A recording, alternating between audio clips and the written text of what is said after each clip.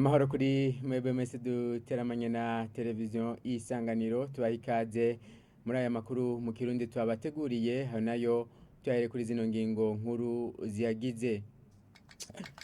Uburundi bwakwijije imyaka 32 abarundi bemeje amasezerano y'ubumwe bw'abarundi. Muri aya makuru tugaruka ku ijambo umukuru w'igihugu yarayashikirije abarundi kubijanye n'uruhara rw'indongozi mu gutsimbataza ubumwe.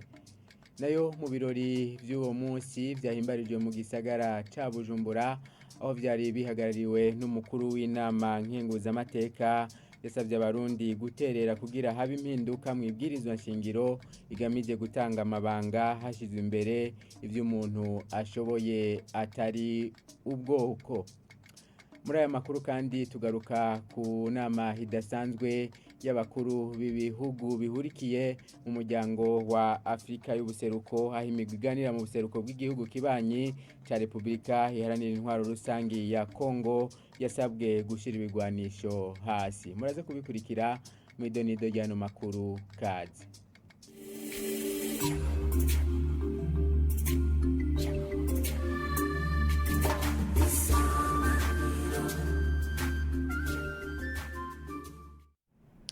Kaze mwidonido ryano makuru. Burundi bwahimbaje imyaka 32 iheze abarundi biyemereje amasezerano y'ubumwe bw'abarundi.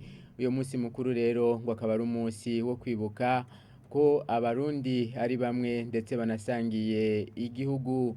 Mu ijambo umukuru w'igihugu c'u Burundi yashikirije kuri uyu w'Imana kuhahimbazwa uwo munsi mukuru, umukuru w'igihugu yahagaze cyane ku ruhara rw'indongozi mu gutsimbataza ubumwe kuko ngo uburongozi bubi bwacanishijemwe abarundi muri kahise kubwiwe ngo indongozi nziza nigihebera abijejwe. Umunsi wa gatanu ruhuhuma rero si umunsi w'ibirori gusa, ni umunsi uduha akaryo ko gukabura utwibutsa uruhara n'uburemere ntasubirizwa bw'ubumwe twarazwe na basokuru, maze tukabona kwisuzuma no kwinegura aho twatsitaye tukagwa kugira ngo ntiduhereyo, ahubwo twivyukiranye tuvyuke twibuka ko turi bamwe dusangiye impetsi imwe aribwo Burundi. None rero twisuzume dusubize agatima impembero duheze twigira inama. Uyu mwaka duhimbaje uwo munsi mukuru ku civugo kivuga ngo indongozi nizo nkingi n'inkinzo y'ubumwe bwabo zirongoye tubere abandi akarorero. Dushimikiye ku ndongozi kubera ko twabonye neza ko atamwene gihugu ukwiwe agira amacakubiri.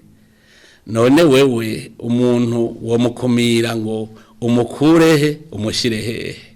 Twafashe ico civugo kuko twarabibonye muri kahise mu mabi yagiye arashikira igihugu cacu, ubumwe bugahungabana, ivyo keshi bikaba vyava ku burongozi bubi bwacanishamwo abose rimwe mu kubankisha abandi no kubakumira kubera gucambirwa n'ivyicaro. Indongozi ibereye itegereza kugira akarangamutima kibanga nibango igaharanira inyungu z'igihugu ijejwe kurongora. Mvuze igihugu ushaka kuvuga abantu bakigize. N'indongozi ishobora kwihebera abandi ikabitangira, ikemera guheba inyungu zayo kugira ngo abijejwe. Turabandanya nano makuru mu birori vyo guhimbaza uyo munsi vyabereye mu gisagara ca Bujumbura aho vyari bihagarariwe n'umukuru w'inama nkenguzamateka yasavye abarundi gufasha kugira habe impinduka mwibwirizwa nshingiro kugira abashingwa amabanga bikogwe barabiye kuvyo umuntu ashoboye batisunze ubwoko. Emmanuel Sinzohagera avuga ko ivyo vyofasha guteza imbere igihugu. Ingingo y'amajana 189 y'ibwirizwa shingiro yahaye ikiringo c'imyaka 5 inama nkenguzamateka ngo irimbure ibyakozwe hanyuma irabe ko hageze gukurwa cyangwa ko hokomezwa mu bwirizwa shingiro ingendo ijanye n'ivy'amoko muri leta mu nama nshingamateka na nkenguzamateka hamwe no mu rwego rw'ubutungane. Ni ukuvuga yuko iyi ngingo iha inama nkenguzamateka imyaka 5 kuva ritanguye kuja mu ngiro. Nk'ubwo rero bw'inama nkenguzamateka dusanzwe turongoye uyu munsi mukuru kuri twebwe tubera imara mbere nkamwe abarundi twese twonwana nyakunywana aya macakubiri nk'uko nyine icyubahiro yaduhanuye tukayafuta tugatahura ko turi abarundi tugize ubwoko bw'abarundi mwoba mudufashije twebwe mu nama nkenguzamateka ko twoca dutanga icegeranyo tukavuga duti turavye aho igihugu kigeze ibintu bijyanye n'amoko nibifutwe bihagarare abarundi batangure guhabwa canke gutorwa kuja mu mabanga batisunze ibindi atari kuvuga ati urya muntu umurundi arabishoboye ni sawa ivy'ubwoko bikavamwo.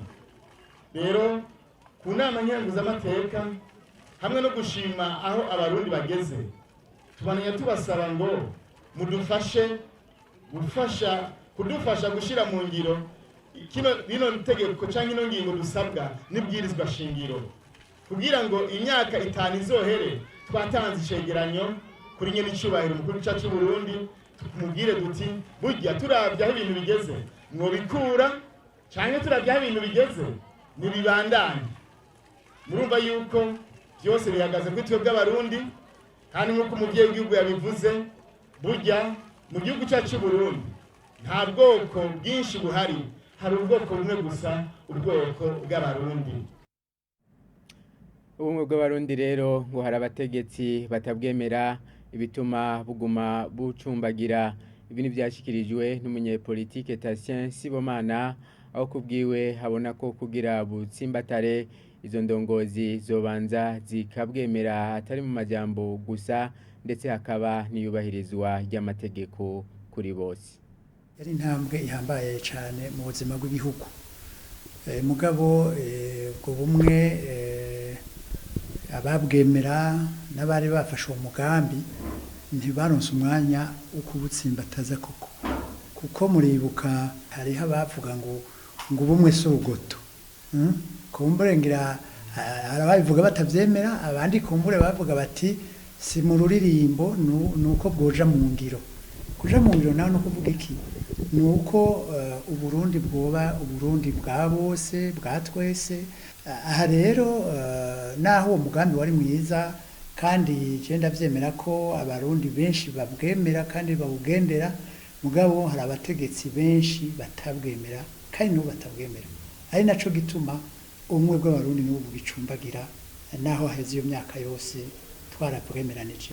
Turavye ingene hari umwana n'ikinono haba mu vya politike haba mu vy'akazi, ingene akazi gatangwa mu bice bitandukanye by'ubuzima bw'igihugu, ingene itegeko ritubahiriza bose, biragaragara ko koko ubumwe bw'abarundi kikiri icifuzo kandi twari dukeneye ko kija mu ngiro. Ica kabiri kibabaje nuko turavye amasezerano y'amahoro y'Arusha, je nofata ko yari iminyanyuro nshasha y'amasezerano y'ubumwe bw'abarundi, kuko hari abavuga ngo ayo masezerano y'ubumwe bw'abarundi ntiyategekanije ingingo zohana abo babirenzeko abo baba yarenzeko. Ariko rero nuko amasezerano y'Arusha yari yagerageje kwerekana ingene umuntu yoyashira mu bikorwa mu mibereho ya misi yose atari mu bitabo gusa. Mugabo ubu ikibabaje cerekana ko hari abategetsi batabwemera nuko n'ayo masezerano y'Arusha bariko barayahonyanga, amwe ingingo zikomakomeye bamaze kuzifuta. Icambere cokorwa nuko twotwagwa n'abategetsi babwemera, bakabwemera mu kubugendera mu mvugo no mu ngiro. Ica kabiri nuko tuba dufise abategetsi bakunda igihugu bataravye impunzi, bataravye amoko canke imigambwe bavamo canke intara bavamo. Ica gatatu nuko mu kurangiza hano makuru abakuru b'ibihugu bihurikiye mu muryango wa Afrika y'ubuseruko bahamagarira imigwi igwanira mu buseruko bwa Republika Iharanira Intwaro Rusangi ya Kongo gushira ibigwanisho hasi nyuma y'inama yidasanzwe y'abakuru b'ibihugu yakoraniye aha mu gisagara ca Bujumbura mu mwiherero kuri uyu wa gatandatu. Peter Matuki umunyamabanga mukuru w'uyo muryango yanavuze ko hafunditswe ko ingabo z'igisirikare zikorera muri ako karere zo bazakoranye mu ndwi imwe. Inkuru tubaza Honera Muco.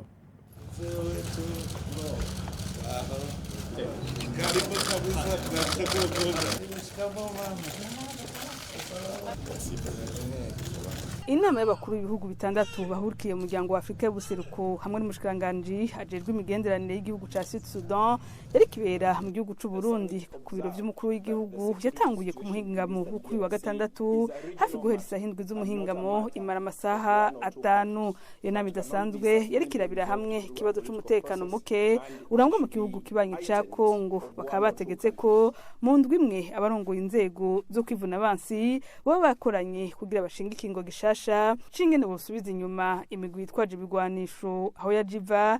Ivyo bigakurikirwa n'ibiganiro. Mu itangazo ryasomwe na Peter Matuki umunyamabanga mukuru w'umuryango wa Afrika y'ubuseruko yashikirije ko ikindi cafunditswe ari uko ibihugu vyemeye kurungika y'inteko bisabwa kubandanya kuzirungika.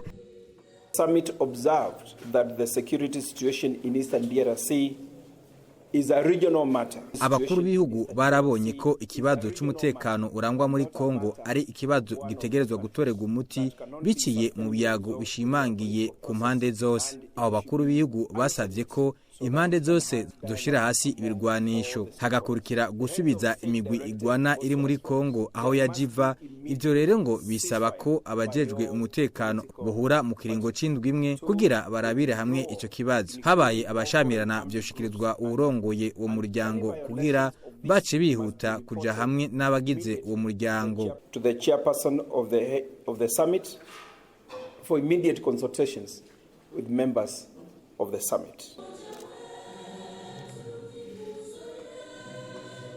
Izo nama z'abakuru b'ibihugu bahurikiye mu muryango wa Afrika y'ubuseruko ku kibazo c'umutekano wa Kongo zikaba zimaze gutunganwa akarenga kabiri. Akaba ari nyuma yaho mu mwaka w'2022 ariho hatanguye gusubira kwibonekeza icuka kibi hagati y'igihugu kibanyi c'u Rwanda n'igihugu kibanyi ca Kongo nyuma yaho umugwi M23 usubiye ibitero mu gihugu giharanira demokarasi ya Kongo. Inyuma y'iyo nama idasanzwe rirongowe n'umukuru w'igihugu c'u Burundi Evariste Ndayishimiye ariwe anarongoye n'umuryango wa Afrika y'ubuseruko yaciye abonana na mugenzi we Paul Kagame nyuma y'imyaka irenga 10 adahonyoye ku butaka bw'u Burundi.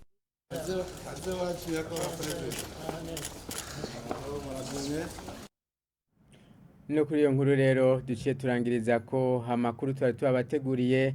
Reka nshimire mwebwe mwese mwafasha kanya ko kuyakurikira. Abandi shimiye ntibagenzi banje bamfashije kuyatorokanya no kuyatosora. Ibindi biganiro birabandanya.